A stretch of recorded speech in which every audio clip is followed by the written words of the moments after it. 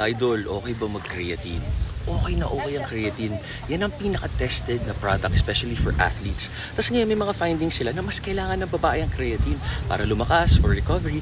And sa mga lalaki na sedentary na hindi nag-workout, na hindi kailangan para sa muscles. Kasi akala nila nung una ang creatine para sa muscles lang, athletic performance, to boost performance, yung 1 rep max, mabilis ang recovery. Yung pala, nakakatulong rin siya sa brain function. Maraming tulong ang creatine. Dati sinasabi nila 20 grams for loading para lang kumita yung mga supplement products. Pero now, sabi nila kahit 20 grams, okay daw, marami siyang benefits. Lalo na kung sobrang athletic natin. So, kayo na lang humusga. Tandaan nyo, I'm not your doctor. Do what works for you. Tama kayo, mali ako. Happy, healthy guys. Creatine. Tsaka iba yung creatine sa creatinine. Yung kung healthy tayo, hindi siya nakakakalbo, hindi siya nakaka-cause ng kidney failure, at kung ano-ano pa. Kasi ako, more than 25 years na akong gumagamit ng creatine. 5 grams. Isang scoop. Hindi siya importante any time of the day kasi pupunta siya sa muscle stores. Importante,